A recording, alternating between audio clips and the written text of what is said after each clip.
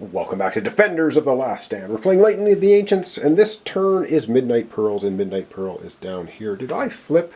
I actually flipped Frank for Midnight Pearl. I'm just going to swap the miniatures. Yep, the old eyeball is not working so well. Yes, so Midnight Pearl's down here. Frank is, of course, at last stand. I don't know if you caught that last time. I certainly didn't catch it, but there you have it. It's not a big deal. They were both together there. Anyway, it's all fixed. So we're going to take a look at Midnight Pearl's cards. She has a lot of cards. She can have a total, she has a backpack, so she can have +2 cards. She can have 14. She's got 1, 2, 3, 4, 5, 6, 7, 8, 9, 10. She has 11 cards at the moment, almost considering cashing in a couple of the shield cards as a free action, giving her a special card. And we are certainly, for her first action right now of 7, she's going to burn this Crossed Gun Symbols card. She can do this once per turn, and that's Sabotage Camp. So we're going to Sabotage Puke right now, appropriate with a Puke card. We're going to knock his health down. That's her first action, from 3 health down to 2.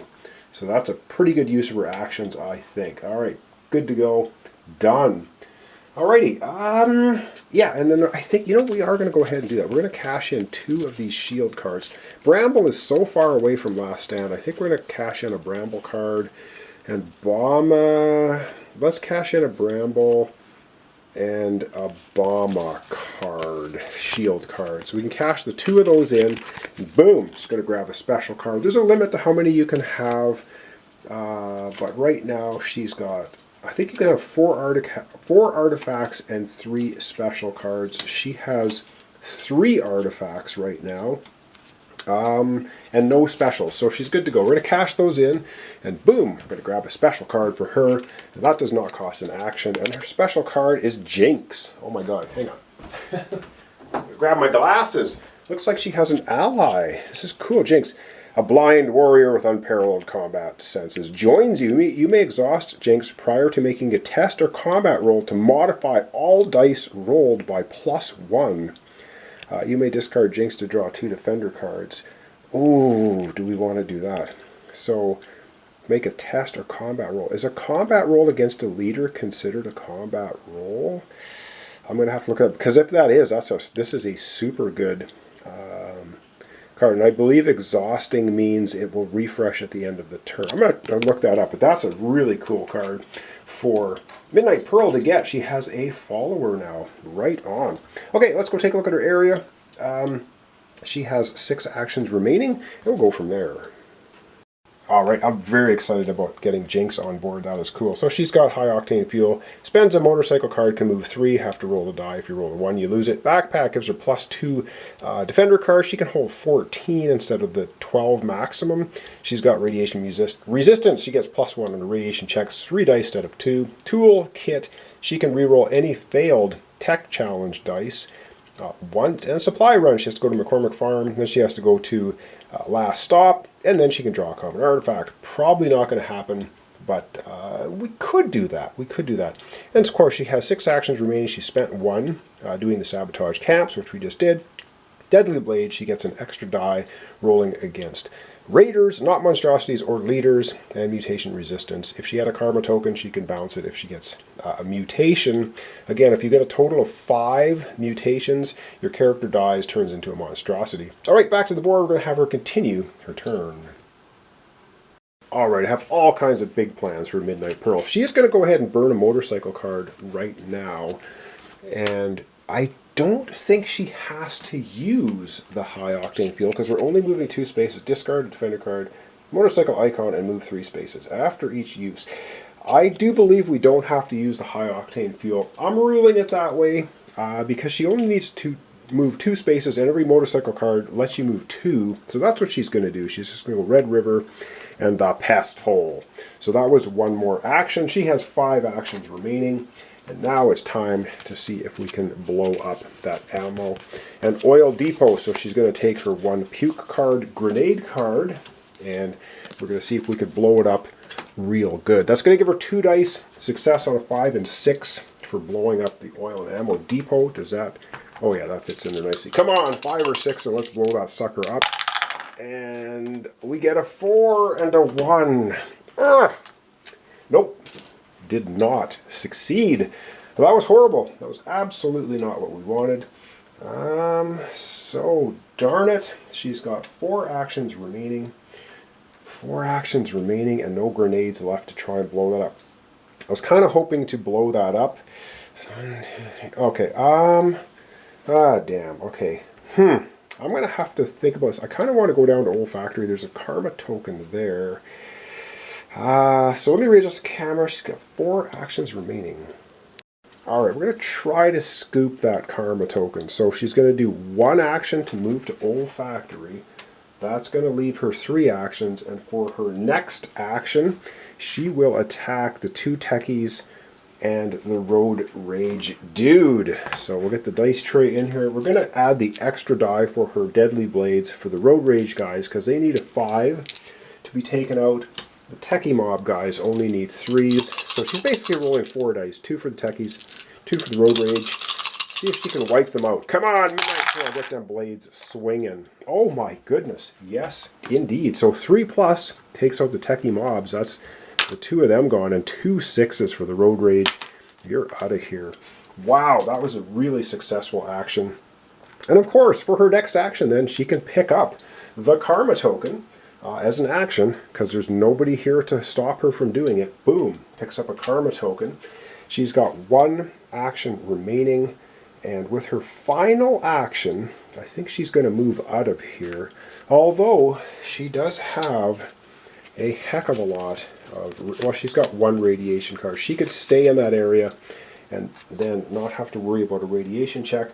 But with 1 move, she can only get here to Mutant Mountain. She would take damage, she would take damage, she would take damage. So we may want to use a kite card. Or she's got another motorcycle card. You know what? She's going to take... can she get anywhere safe with 2 spaces? No, she can't. She has to use a kite card. Or she can just stay here and burn this to not have to make a radiation check. Is that what she wants to do? I don't think so. I think we're going to go ahead and use a Bomba kite card, which means she can move 4 spaces, cross solid lines, and we're going to get her somewhere else. So that's going to be her final action, moving up to 4 spaces. So let me just zoom out and see where we want her to get to. Alright, I think she's going to go ahead and join Frank at last stand. So she can move 4 spaces. She's going to go Pest Hole 1, Southbridge 2, 3, and 4. So she ends her turn in last stand. And she already has a mission. She can't pick this one up. That's basically where she's going to end off. So her and Frank are now together. Now they can exchange on Frank's turn next time items, artifacts, not special cards or artifacts. So as I bump the camera. So we could have Midnight Pearl give Frank, for instance, the high octane fuel or the toolkit or the backpack. I don't know. Anyway, I'm going to zoom out right now. We're going to wrap up Midnight Pearl's turn. I think she had a pretty good turn. She's got 1 karma token. And yeah, so we're going to get her collecting 2 Defender cards and then looking at the Raider card. Alright, would have been nice to blow up that oil and ammo depot, but it didn't happen. Alright, 2 cards for Midnight Pearl. She does have a lot of cards in hand, so let's have a look and see what she got for those 2 cards. She got a kite and a gas mask. Alright, so we got some more Bomba cards. So she's down to 1, 2, 3, 4, 5. So she only has 7 cards left. She used a lot of cards, but got a lot of good stuff, though. So there's that. I mean, she can cash Jinx in and just grab 2 more cards as well. But I kind of like her ability to give us a +1 on die rolls. That's really useful, especially if we can use that as a combat against a leader. That would make, say, Bomba a 4+ to hit instead of 5, or make Puke a 3+ to hit instead of 4. I have to double check the rules. So that's her cards for now. Alright, and now it is Raider card time, which is always, this could be very painful. We'll see what happens. South Ridge, Demon Tooth Pass, 1 Earther War Party, number 30. Okay, that one, not an immediate problem. There's 2 there now. What do we have next? Oh, crap. Mist City. Damn it! We get a techie overrun. Well, that really... Oh boy, we've got we got trouble right here in River City. All right, we're going to have to go to Mist City. Oh boy, and process that overrun. Damn it. All right, and I got to say, this sucks pretty heavily.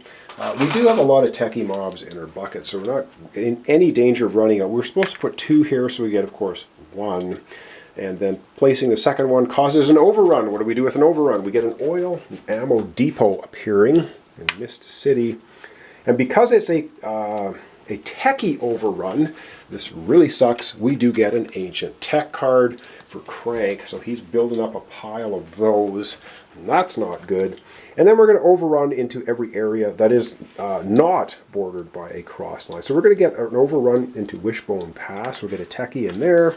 And there's no cascading overruns. If there would be another overrun, we just put an oil and ammo depot, just to clarify that. Old Mine's got a adventure there, and that's going to also get a techie mob. Damn it, that's only just the first part of that card. Let's get to the rest of it now. Oh boy, okay, this is even worse. So now we have Bama moving to South Road with 2 motorcycle gangs. Okay, so he moves into South Road. He comes with 2 motorcycle gangs. Guess what's going to happen there? You guessed it, overrun, because there's the first one. The second one's not happening because we get an overrun. We get another oil and ammo depot, and Bama now is 1 step away from going into Last Stand. If he goes into Last Stand, we're going to lose the game. So he may be the first leader casualty that we need to take out. Oh boy. Yeah, and he comes, so this is an overrun for techies, and so we have to do every place that's not bordered by a solid line. So we're going to get 1 into Last Stand. We're going to get 1 here at Joey Died Here, but because we already have 3 raiders, we can't get more raiders. There's no cascading overruns. We just add another oil and ammo depot. So 1 there, and the other one's going to be Devil's Junction. It's going to get another Road Rage gang. And yes, these little guys do fall off of the the guys actually just clip onto the motorcycles and they do fall off. So I have a bunch of dudes lying in there with empty motorcycles, but we haven't got there yet. We still have quite a few of them left. Wow, that really sucks. Okay, and continuing on, we have a radiation flare. Okay, at least we're both in Last Stand. Add a radiation token on or adjacent to a location with 1 or more. Heroes on a radiation icon immediately test resistance on a failure. They suffer 1 wound. Okay, we don't have to worry about suffering a wound to that, but we do have to add a radiation token adjacent to or on a location that already has 1. So I think I know where we're going to do that. So let's go ahead and process that final part of the card. And I'm going by the frequently asked question kind of ruling by the designer, Juglanius, and that is places can only ever have a maximum of 3 radiation tokens. So I'm going to put a 3rd one here in Cacti Forest. So we can't have any more in here. It would have to be adjacent. All right, I'm going to zoom out. We're going to wrap up our episode for today. Okay, I'm kind of zoomed in, not zoomed out. This is not really good. Oh, this guy doesn't have a rider. I didn't realize that when I put it on there. All right, so we're going to snap a rider on there for the overrun, so they just go boom. There he is. Look at that. Now he fell off his bike. I guess he was wandering around Last Stand looking for a drink. Now he's back on his motorcycle. Okay, that's going to be it. So we have bad things happening here, and I actually don't think you can attack the leader unless if there's raiders with him. So that's another issue. We got to get rid of all 3 of these guys before we can even attack Bama. And Frank's going to be coming up next, and I don't think he doesn't even have 1 Bama card, so he can't attack Frank, or he can't attack Bama at all. That's a big issue. Let's see what we have for Midnight Pearl. She's got 2 dice. Wow. Okay, bit of an issue. Slight issue here. All right, so thanks so much for watching along. Thanks for your comments, subscriptions, likes. This is Defenders of the Last Stand. We're playing the Lightning of the Ancients scenario, and I think we are now getting ourselves into a bit of trouble, but we'll find out. So next up will be, of course, Frank taking his turn. He's sitting here in Last Stand. So thanks so much, and we'll see you next time for the continuation, Defenders of the Last Stand, Lightning of the Ancients.